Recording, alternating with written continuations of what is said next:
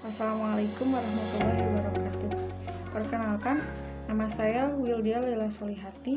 Saya dari kelas PMH 4B, jurusan Perbandingan Madhab dan Hukum, Fakultas Syariah dan Hukum UIN Sunan Gunung Jati Bandung.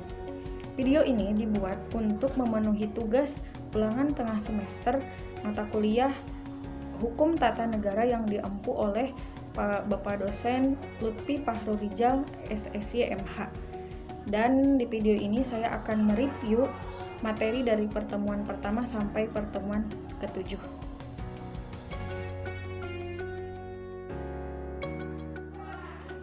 Karena pada pertemuan pertama itu hanya berisi kontrak belajar, maka saya akan langsung mereview materi kedua tentang pengertian ruang lingkup dan konsep hukum tata negara. Yang pertama, pengertian hukum tata negara. Ada 3 istilah dalam hukum tata negara. Yang pertama dalam bahasa Inggris yaitu constitutional law atau state law. Yang kedua dalam bahasa Perancis ialah droit constitutionnel. Yang ketiga dalam bahasa Belanda ialah staatsrecht. Selanjutnya ialah pengertian hukum tata negara.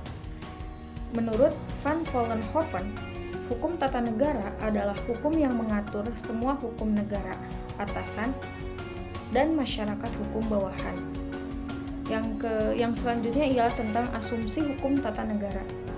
Yang pertama, ilmu yang mempelajari perangkat aturan negara baik vertikal maupun horizontal.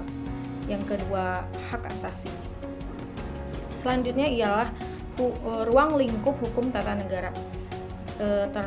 Yang pertama, organisasi negara termasuk di dalamnya adalah bentuk pemerintahan, bentuk negara, lembaga negara, dan yang lainnya. Yang kedua ialah struktur pejabat negara. Yang ketiga ialah pembagian kekuasaan dan hubungannya atau bisa disebut dengan trias politika. Sumber hukum tata negara. Sumber hukum tata negara yang pertama ialah hukum internasional yang telah diratifikasi menjadi hukum nasional. Yang kedua, peraturan tertulis seperti undang-undang, peraturan pemerintahan, perjanjian, dan yang lainnya. Yang ketiga, nilai konstitusi yang tak tertulis atau bisa disebut hukum adat. Yang kelima ialah jurisprudensi peradilan atau ketetapan hukum yang telah dilakukan oleh kebijakan sebelumnya. Yang selanjutnya ialah kebiasaan ketatanegaraan atau kebiasaan masyarakat dalam negara itu. Yang terakhir ialah doktrin ilmu hukum yang telah menjadi ius communis opinio doctorum. Selanjutnya ada perbedaan antara HTN dan HAN. Kalau HTN ialah hukum tata negara dan HAN adalah hukum administrasi negara. HAN bersifat dinamis sementara HTN bersifat statis. Perlu diketahui, ratifikasi adalah proses adopsi perjanjian internasional atau konstitusi atau dokumen yang bersifat nasional lainnya melalui persetujuan dari tiap entitas kecil di dalam bagiannya. Pertemuan ketiga ialah tentang asas-asas hukum tata negara. Setidaknya asas hukum tata negara ada 3 macam. Yang pertama ialah asas negara kesatuan, yang berisi yang pertama desentralisasi. Desentralisasi adalah pelimpahan sebagian kewenangan negara kesatuan atau negara sentralistik terhadap pemerintah daerah yang disebut otonomi daerah. Yang kedua ialah dekonsentrasi. Dekonsentrasi adalah penyelenggaraan kekuasaan pemerintah pusat yang dilimpahkan ke daerah. Yang ketiga ialah tugas pembantuan. Tugas pembantuan ialah wewenang pemerintahan pusat yang bila mana dibutuhkan peran daerah, maka dibutuhkanlah peran daerah, pemerintah daerah tersebut. Selanjutnya, asas yang kedua ialah asas negara hukum, di mana sebuah negara bisa disebut negara hukum bila mempunyai 6 asas ini. Yang pertama ialah jaminan HAM, yang kedua badan kehakiman bebas atau mandiri, Yang ketiga, pemilu yang bebas. Yang keempat, kebebasan menyatakan pendapat. Yang kelima, kebebasan berserikat. Yang keenam, pendidikan kewarganegaraan. Dan asas yang terakhir ialah asas demokrasi. Menurut Alpan Gofar, indikator asas demokrasi ialah yang pertama, penyelenggaraan kekuasaan berasal dari rakyat. Yang kedua, penyelenggaraan kekuasaan secara bertanggung jawab. Yang ketiga, adanya partisipasi langsung dari masyarakat atau tidak langsung. Yang keempat, rotasi kekuasaan. Yang kelima, pemilu. Yang keenam, kebebasan dijadikan hak-hak dasar manusia. Selanjutnya yaitu tentang bentuk negara hukum. Yang pertama, formal. Yang kedua, material. Yang formal berisi individualisme, negara, Nationalstaat atau penjaga malam, dan monopoli. Individualisme berarti bahwa sebuah negara membebaskan kepada rakyatnya untuk berbangsa dan bernegara. Jadi lebih kepada liberal. Yang kedua ialah negara Nationalstaat atau negara hanya sebagai penjaga malam saja, yaitu negara hanya ada ketika dibutuhkan. Yang selanjutnya ialah monopoli. Monopoli ialah negara tidak membebaskan rakyatnya untuk berbangsa dan bernegara. Yang kedua, bentuk negara hukum ialah material. Isinya ialah kolektif, bersifat konsensus antara masyarakat dan pemimpin. Yang kedua, dominasi negara. Negara cenderung tidak memberikan ruang sama sekali atau partisipasi politik bagi masyarakatnya. Masyarakat juga dipaksa untuk mencapai tujuan yang telah dicita-citakan oleh negara tersebut. Yang terakhir ialah welfare state. Welfare state ialah cita-cita ideal atau negara dengan penuh kesejahteraan, yaitu negara dengan menggabungkan kolektif dan dominasi negara. Maka terjadilah keseimbangan antara negara dan masyarakat untuk mencapai tujuan yang telah disepakati. Yang selanjutnya sedikit tentang negara kesatuan dan negara serikat. Negara kesatuan cenderung lebih pemerintahannya ada dalam bersifat sentralistik atau kewenangan didominasi oleh pemerintah pusat. Tapi tidak berarti bahwa tidak ada kewenangan untuk pemerintah daerah. Ada yang disebut dengan pembagian kekuasaan daerah. Yang kedua, negara serikat. Negara serikat cenderung bersifat kolektif kolegial. Tidak ada sentralistik negara.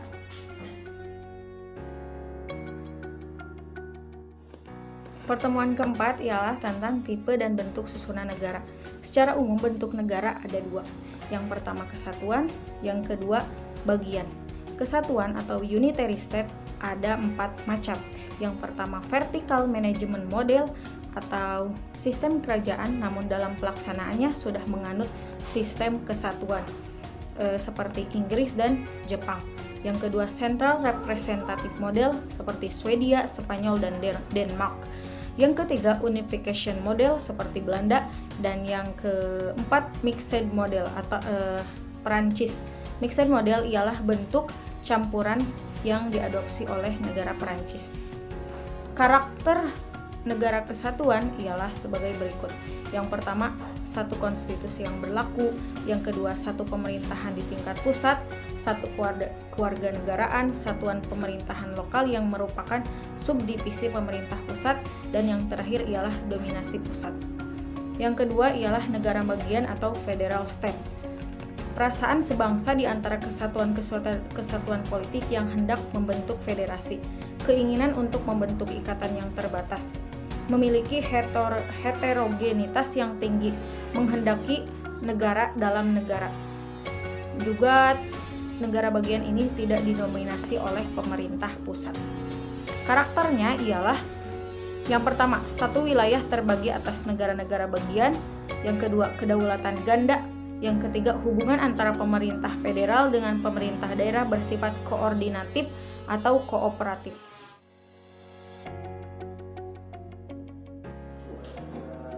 Pertemuan kelima ialah menjelaskan tentang bentuk dan sistem pemerintahan.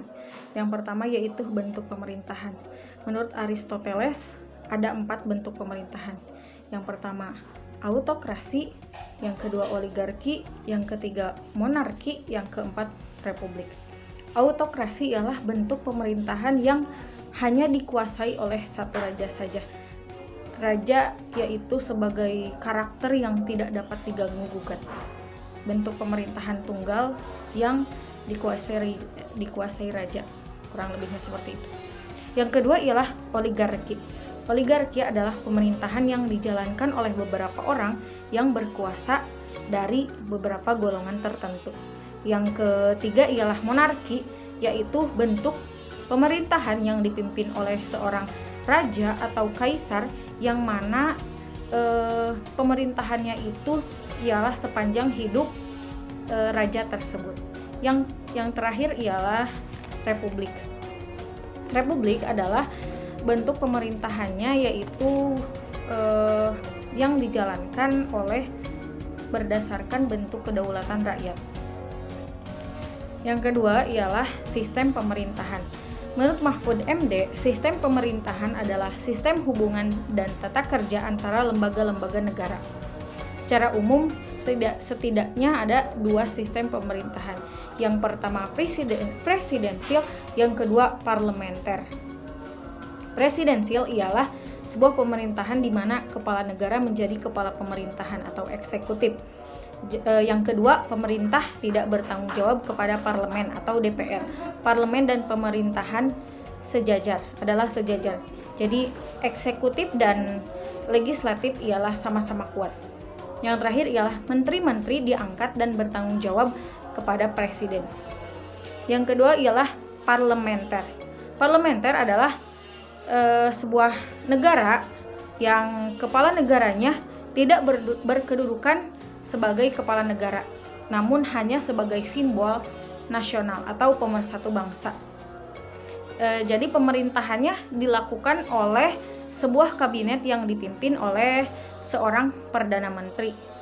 Kabinet juga bertanggung jawab kepada rakyat dan dapat dijatuhkan oleh parlemen melalui mosi.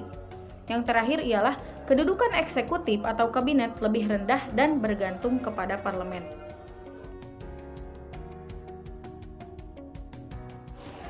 Pertemuan ke-6 ialah tentang negara autokrasi dan negara demokrasi modern. Autokrasi modern adalah satu bentuk pemerintahan yang memiliki karakter agak berbeda dengan yang lainnya. Bisa disebut lebih kepada kekuasaan tunggal. Isi dari autokrasi modern adalah yang pertama sistem partai tunggal, yaitu lebih menyederhanakan beberapa sistem menjadi satu sistem. Sebenarnya agak mirip oligarki, namun pelaksanaannya berbeda.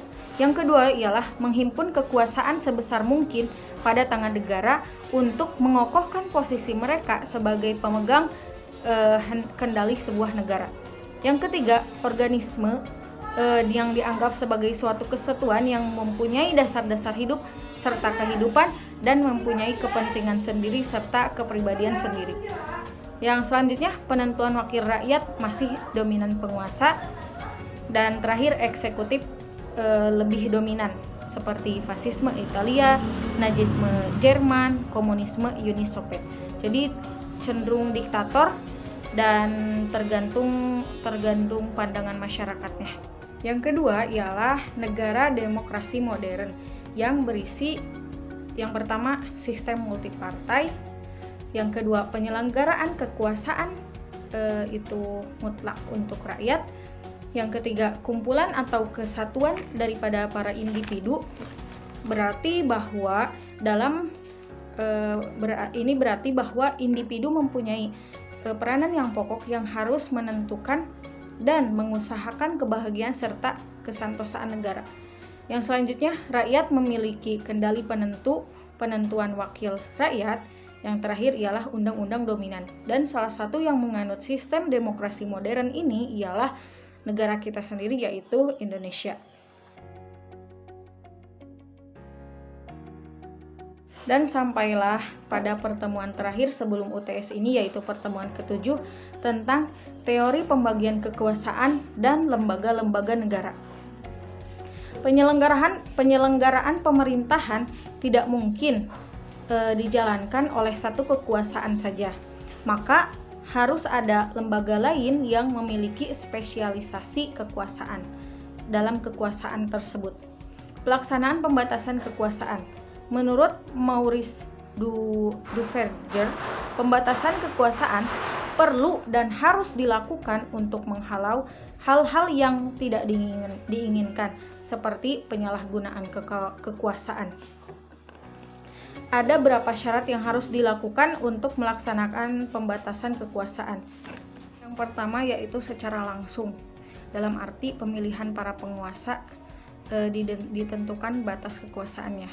Yang kedua, pembagian kekuasaan. Yang ketiga, kontrol yurisdiksional atau pengawasan yang lebih keras. Yang kedua ialah menambah atau memperkuat kekuasaan pihak yang diperintah. Contohnya, ketika dalam suatu saat ada revolusi, maka pemerintah tentu harus menambah atau memperkuat kekuasaan. Yang ketiga ialah pengendalian kelaliman pihak penguasa dari masyarakat, baik itu eksternal maupun internal. Yang selanjutnya ialah tentang trias politika. Trias politika pertama-tama sejarahnya ialah pada Prancis pada abad ke-16 ada beberapa fungsi dalam politik, yaitu yang pertama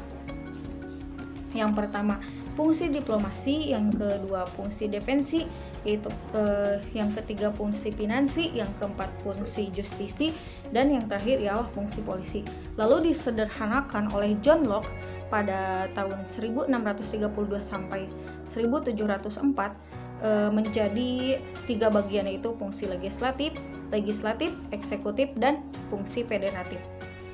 Dan disederhanakan lagi oleh Montesquieu pada tahun 1748 yang disebut l'esprit des lois atau the spirit of law, yang jadi legislatif, eksekutif, dan yudikatif. Kemudian inilah yang yang terakhir yang dianut oleh negara-negara demokrasi pada saat ini. Fungsi eksekutif ialah kekuasaan membuat undang-undang atau rule making function dan satuan kerja pemerintahan. Dalam hal ini, eksekutif ialah presiden. Legislatif ialah kekuasaan melaksanakan undang-undang atau rule application function dan merancang peraturan undang-undang. Ialah DPR. Yudikatif ialah kekuasaan mengadili atas pelanggaran undang-undang atau rule adjudication function, dan lembaganya ialah kehakiman. Baik sama-sama eksekutif dan legislatif memiliki hubungan yang erat dalam membentuk peraturan perundang-undangan. Mungkin penjelasan dari saya cukup sekian. Mohon maaf apabila ada banyak kesalahan, dan sekian. Wassalamualaikum warahmatullahi wabarakatuh.